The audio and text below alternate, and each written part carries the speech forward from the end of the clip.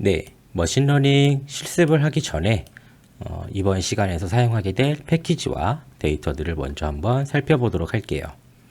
자, 먼저 크게는 패키지는 크게 세 가지로 나눠볼 수 있고요. 데이터를 처리하기 위한 패키지, 그다음에 시각화하기 위한 패키지, 그다음에 머신러닝을 하기 위한 패키지, 크게 세 가지로 볼 수가 있고요. 이 데이터 처리 패키지의 넘파이나 판다스, 그다음에 시각화 패키지의 매플랏이나 시브건과 같은 경우는 선형 회귀 시간에 사용했던 패키지와 동일한 내용입니다. 그래서 해당 영상을 한번 참고해 주시면 좋을 것 같고요. 그 다음에 이번 시간에는 특별히 추가적인 시각화 패키지가 들어가게 됩니다. 샵과 ELI5, 그 다음에 퍼뮤테이션 임포턴스.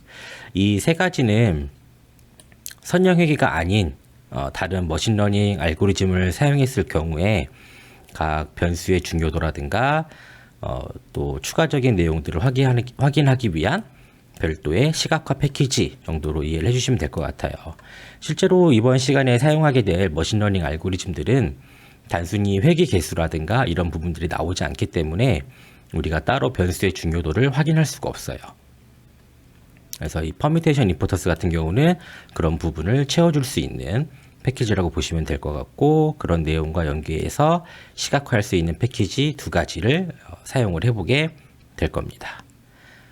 그리고 이번 시간에 사용하게 될 데이터는 선형 회귀 실습에서 확인했던 데이터와 동일한 보스턴 주택가격 데이터를 사용을 하게 될 거고요.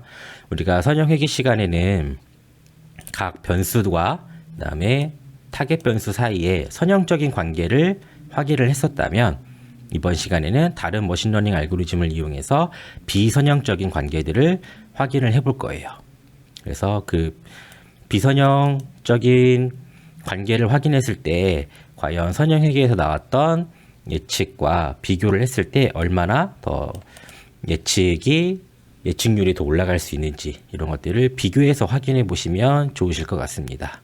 그래서 이번 시간에 사용하게 될 머신러닝 알고리즘은 크게 세 가지가 있어요.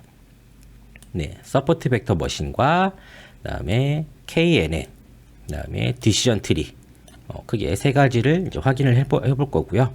그래서 서포트 벡터 리그레션, 그다음에 K 네이버 리그레서, 그다음에 디시전 트리 리그레서를 이용해서 선형적인 관계가 아닌 각 변수와 타겟 변수의 비선형적인 관계를 확인을 해볼 거고, 그 결과를 선형 회귀 시간에 확인했던 결과와 비교해서 얼마나 더 좋아졌는지를 확인해 보면 좋을 것 같습니다.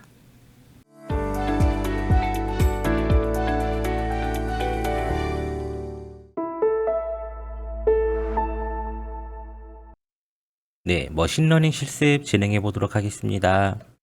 이번 머신러닝에서는 추가적으로 필요한 패키지가 있기 때문에 우선 먼저 설치를 해줄 필요가 있습니다. 여기 설치하고 있는 ELI5와 샵은 나중에 만들어진 모형의 결과를 확인하기 위해서 필요한 라이브러리다 정도로 이해를 일단 해두시면 될 것 같아요. 자, 먼저 해당 라이브러리를 설치를 먼저 진행을 해주시고요.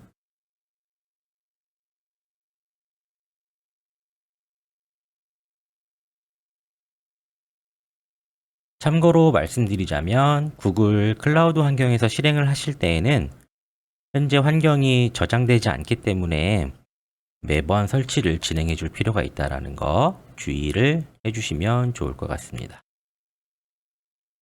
네, 에러 메시지가 보이긴 하는데 일단은 무시하고 진행을 하도록 하겠습니다. 자, 그리고 이번 내용에 필요한 라이브러리들은 미리 또 임포트를 해놨습니다. 자, 그래서 이번 시간에 사용할 머신러닝 알고리즘은 총 3가지인데요. 서포트 벡터 머신과 KNN, 그 다음에 디시전 트리를 사용하기 위한 3가지 라이브러리들을 임포트를 했습니다. 그리고 밑에 보이시는 샵과 ELI5, 그 다음에 퍼뮤테이션 임포턴스는 만들어진 모형의 해석을 위해서 필요한 시각화 도구들, 이렇게 이해를 해두시면 될 것 같습니다. 자, 임포트를 해주시고요.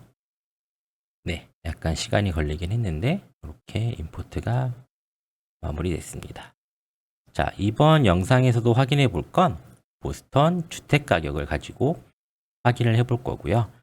선형 회귀 영상에서 확인했던 내용과 한번 비교를 해 볼 거니까요. 선형 회귀 영상을 보지 않으신 분들은 이 수업이 끝나고 확인을 하시거나 아니면 먼저 확인을 해보고 오시면 좋을 것 같습니다. 자, 역시 데이터 세치에 있는 보스턴 주택가격 예측 데이터를 불러오고요. 데이터 프레임으로 만들어 주도록 하겠습니다. 보스턴 주택가격의 변수에 대한 내용들은 선형 회귀 영상을 참고하시면 될 것 같습니다. 자, 여기서는 하위 계층의 비율과 가격 사이의 관계를 한번 먼저 확인을 해볼 겁니다. 자, 다음과 같이 하위 계층과 가격 사이의 관계를 그림으로 확인해 보면 이런 그림을 확인해 볼 수가 있고, 자, 이제는 머신러닝 알고리즘을 통해서 해당 자료를 얼마나 잘 설명할 수 있는지 확인을 한번 해볼 겁니다. 제일 첫 번째로는 서포트 벡터 머신을 이용을 해볼 거고요. 자, 역시 트레인과 테스트를 먼저 분할을 해주도록 하겠습니다. 자, 이 머신러닝들 같은 경우는 선형 회귀와의 가장 큰 차이점은 뭐냐면, 선형 회귀가 확률적 과정을 통해서 Y를 예측할 수 있었다라고 한다면, 머신러닝들은 그와는 전혀 다른 방법으로 더 좋은 결과를 낼 수 있다라는 것. 그게 선형 회귀와의 가장 큰 차이점이라고 볼 수 있을 것 같아요.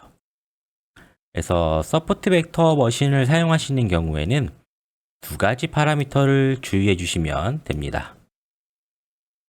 C와 값만데 둘 다 값이 커지면 커질수록 과적합될 가능성이 높아지고 작으면 작을수록 과소적합될 가능성이 높기 때문에 적절한 C와 감마 값을 찾아주는 게 중요하다라고 볼 수 있겠습니다.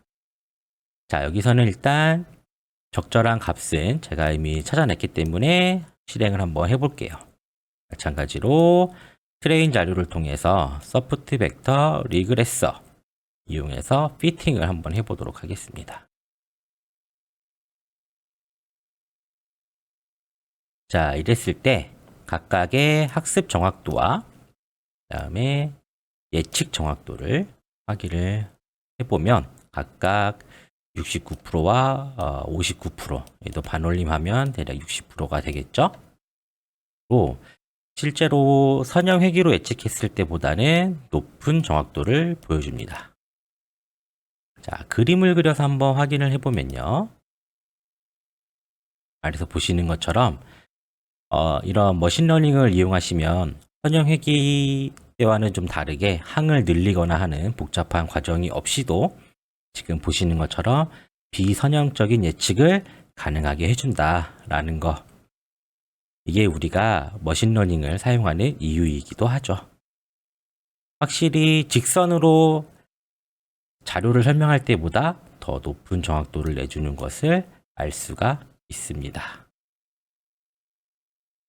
자, 다음 두 번째 KNN입니다. KNN 같은 경우는 어떤 X가 주어졌을 때 주변의 값을 몇 개를 볼 건지가 가장 중요한 파라미터가 되겠죠. 자, 서포트 벡터 머신과 마찬가지로 동일하게 분할을 해주고요.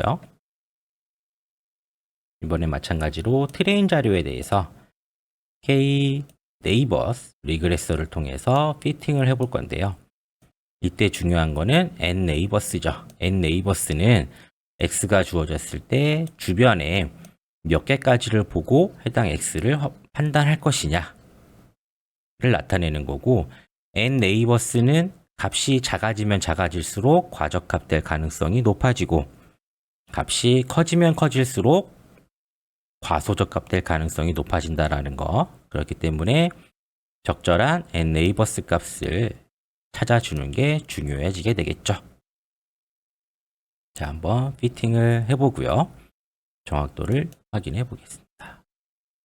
정확도가 꽤 높게 나오네요. 학습 정확도가 65%, 예측 정확도가 70% 정도로 앞선 서포트 벡터 머신보다는 조금 높게 나왔는데 거의 비슷한 수치라고 볼 수 있을 것 같고요. 지금 이 영상을 보시는 분들 함께 실행을 하고 계신 중이라면 아마 저와는 다른 결과가 나오실 수도 있습니다. 결과적으로 트레인과 테스트를 분리할 때 항상 동일하게 분리되지 않기 때문에 결과는 바뀔 수 있다는 거 유의해 주시고, 하지만 아마 지금 화면에 보시는 내용과 큰 차이 없는 수치들을 보실 수 있으실 것 같습니다. 실제로 KNN이 판단하는 모양은 지금 보시는 것처럼 아까 서포트 벡터 머신보다는 조금 더 유연하게 자료를 설명해 주고 있는 것 같아요. 그렇죠? 다음 세 번째, 디시전 트리입니다. 디시전 트리는 굉장히 정확도가 높기로 잘 알려져 있는 머신러닝 알고리즘 중에 하나이죠. 자, 한번 확인을 해보도록 하겠습니다. 동일한 방법으로 트레인과 테스트를 분할을 해주고요. 자, 마찬가지로 트레인 자료를 이용해서 디시전 트리 리그레스를 통해서 피팅을 진행을 해볼 건데, 디시전 트리를 만드실 때 가장 중요한 파라미터는 맥스 뎁스죠. 기본적으로 디시전 트리는 분할이 다 될 때까지, 자료를 정확하게 예측할 때까지 무한히 계속해서 분할이 일어나기 때문에 기본적으로 과적합을 가져가죠. 그렇기 때문에 트리를 구성할 때 최대 깊이를 어느 정도까지 해줄지를 정해주시는 게 과적합을 막을 수 있는 주요한 파라미터라는 거. 한번 실행을 해보겠습니다. 정확도는 역시 비슷하게 나오죠. 자, 이렇게 해서 이제 머신러닝 알고리즘들과 선형 회귀를 비교했을 때 뭐를 알 수 있냐면은, 확실히 주어진 이 L 스테이트는 선형적인 관계보다는 비선형적인 관계가 더 크구나라는 것을 알 수 있겠죠. 그렇죠? 그리고 만약에 선형 회귀로 이러한 비선형적인 모형을 찾으려면 항을 늘리거나 혹은 삼각함수를 쓰거나 하는 방식으로 복잡한 수학적 모델을 이용해야 되는 반면에 굉장히 단순하게 비선형적인 관계를 알아볼 수 있다는 거. 이런 부분이 이제 머신러닝의 특징이라고 볼 수 있습니다. 자, 마지막으로 그림을 그려서 한번 확인을 해보면, 트리 모형답게 직각으로 비선형적인 관계를 추정하고 있는 걸 알 수가 있죠. 자, 이렇게 각 머신러닝 알고리즘들의 특징을 한번 확인을 해볼 수 있었습니다.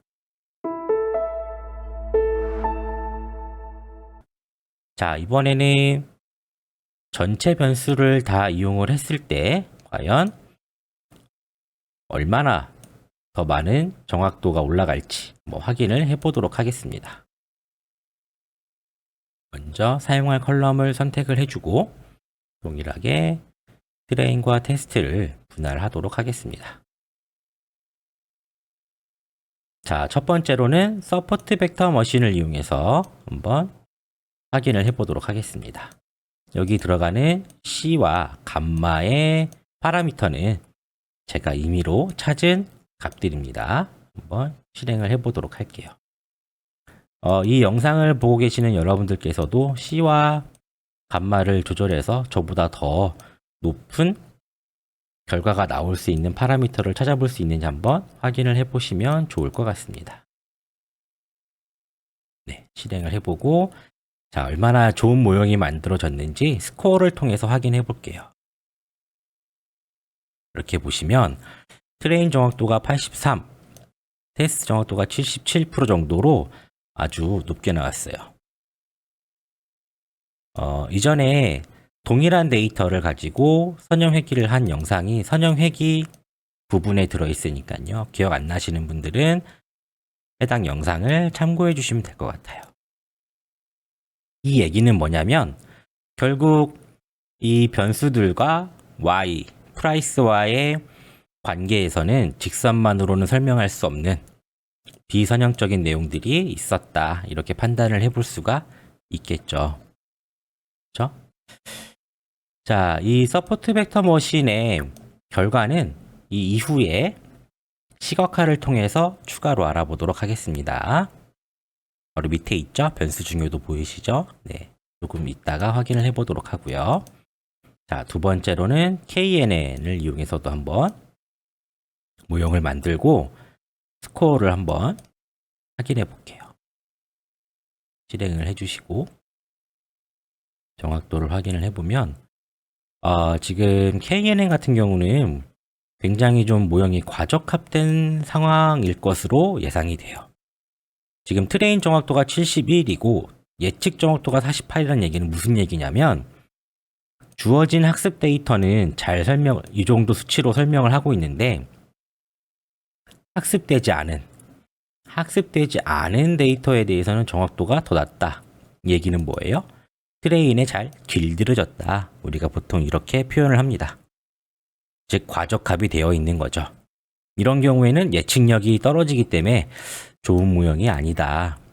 이렇게 판단할 수 있는 거고요. 실제로 제가 테스트했을 때는 이 neighbors 값을 이것보다는 더 좋게 나오는 거를 찾기는 쉽지 않았습니다.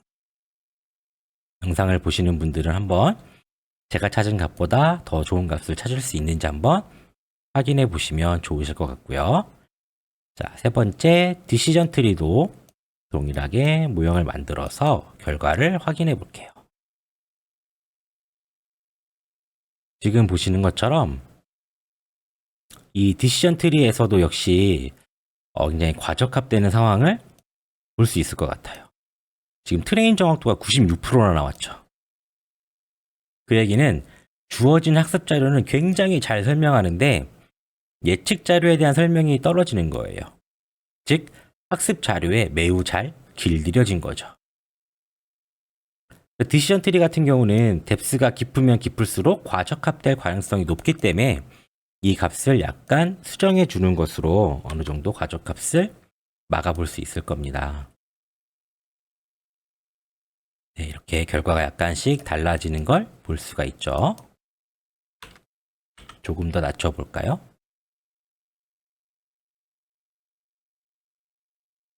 네.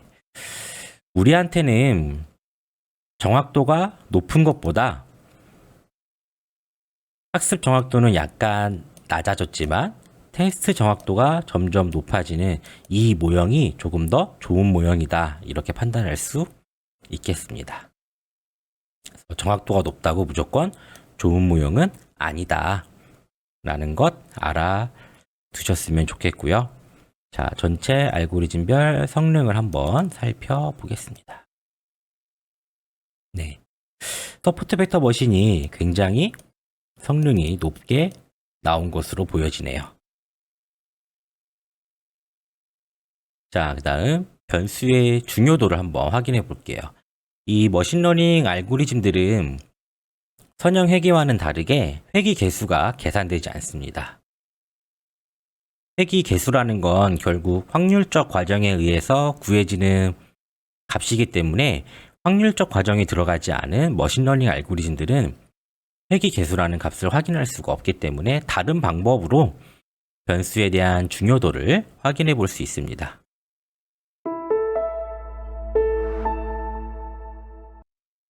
일단 서포트 벡터 머신과 KNN 같은 경우는 변수의 중요도를 확인하기 위해서 퍼뮤테이션 임포턴스라는 걸 써볼 수 있어요. 네. 자, 퍼뮤테이션 임포턴스를 한번 이용해서 서포트 벡터 머신이 추정한 결과에 대해서 변수의 영향력을 한번 직접 확인을 해보도록 하겠습니다. 자, 항상 얘기하지만 중요한 거는 파이썬 코드가 아니라 파이썬 코드가 실행해 준 그 결과를 우리가 어떻게 해석해 줄 것이냐, 이 부분이 중요하다라는 거 알아두시면 좋을 것 같고요. 결과적으로 지금 보시는 것처럼 회계 개수가 나오지 않은 모형에 대해서는 어떻게 변수의 중요도를 체크하느냐, 이 퍼뮤테이션이라고 하는 거는 보통 조합론에서 쓰는 단어죠. 순열이라는 뜻이고요. 네, 조합론에서 어떤 순서에 대한 조합을 만들죠. 그 얘기를 하는 겁니다. 결과적으로 변수들을 무작위로 섞어요. 퍼뮤테이션 임포턴스를 사용하게 되면 주어진 변수들을 무작위로 섞어서 확인을 했을 때 결과가 변동성이 크면은 해당 변수의 영향력이 크다라는 것으로 해석을 하는 거예요. 예를 들어서 지금 텍스, 이게 세율이거든요. 세율이 이 텍스라는 변수가 있을 때와 텍스라는 변수가 없을 때의 변동이 굉장히 컸다라는 거예요. 그러니까 이 변수가 추가가 되거나 없었을 때 전체 모형 결과에 굉장히 큰 영향을 줬으니 그만큼 이 변수가 영향력이 있다, 이렇게 판단을 해주게 되는 겁니다. 그래서 실제로 이제 서포트 벡터 머신이 추정한 결과에 따르면 L 스테이트나 이런 것보다도 세율과 그다음에 L 스테이트, 방의 개수와 같은 변수가 영향력이 되게 높았다. 이렇게 지금 보여주는 걸 볼 수가 있고, 실제로 이 웨이트가 0에 가까울수록, 이건 0이죠? 거의 0이라고 봐도 될 것 같은데, 결국 일산화질소의 농도는 거의 집값에는 거의 영향이 없었다. 이렇게 해석을 해볼 수 있을 것 같습니다. 이 부분도 선형 회계를 했을 때와는 전혀 다른 결과가 나오는 걸 볼 수가 있습니다. 자, 그럼 KNN은 어떻게 판단했는지 한번 확인해 볼까요? KNN도 동일하게 회계 개수가 나오지 않기 때문에 동일한 방법, 퍼뮤테이션 임포턴스를 통해서 확인을 해 보실 수가 있고요. 알고리즘이 달라졌을 때 두 모형이 완벽히 같은 결과를 내준다라고 하는 보장은 없습니다. 근데 신기하게도 두 알고리즘 모두 이 텍스라는 변수가 가장 영향력이 높은 걸로 계산을 했었고, 차이점으로는 이제 서포트 벡터 머신은 age, 이거는 이제 집이 지어진 이제 연식을 의미하는 건데, 서포트 벡터 머신은 크게 영향이 없다라고 판단한 반면에 KNN은 이 age라는 변수를 age라는 변수가 더 영향력이 있는 것으로 판단을 하고 있는 것을 알 수가 있습니다. 이렇게 어떠한 알고리즘을 사용했느냐에 따라서 결과는 달라질 수 있다는 거 알아두시면 좋겠고요. 자, 디시전 트리도 한번 볼게요. 디시전 트리는 퍼뮤테이션 임포턴스로도 확인을 해볼 수 있지만, 네, 지금 보시는 것처럼 굉장히 다른 결과가 나오죠. 디시전 트리인 경우에는 방의 개수랑 하위 계층의 비율이 결과적으로 집값에 미치는 영향이 제일 높았다. 이렇게 판단을 해주고 있고, 위에서 이제 서포트 벡터 머신이나 KNN이 판단했던 거랑 다르게, 텍스나 혹은 age 이런 것들이 거의 영향이 없는 것으로 나오고 있습니다. 그렇죠? 재밌는 결과가 나온 것 같아요. 또한 디시전 트리 같은 경우는 자체적으로 해당 퓨처의 중요도를 따로 계산을 해줍니다.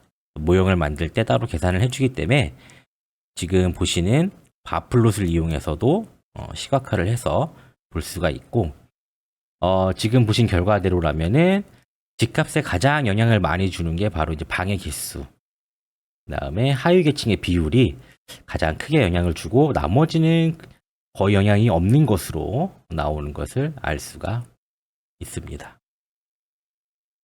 그래서 지금 보시는 것처럼 세 가지 알고리즘을 살펴봤는데요. 결과적으로 그러면은 우리는 어떤 알고리즘을 써야 되느냐? 사실 빅데이터 시대에 데이터의 모습을 우리가 볼 수 없기 때문에 어떤 알고리즘이 항상 제일 좋다 이렇게 판단할 수는 없습니다. 결과적으로 우리가 할 수 있는 거는 하나의 데이터에 대해서 여러 가지 방식으로 모형을 만들고 해석을 하면서 가장 나은 모형을 골라야 한다라는 거. 그 부분이 제일 중요한 부분이라고 생각이 됩니다. 자, 여기까지 머신러닝 영상을 마무리하도록 하겠습니다. 감사합니다.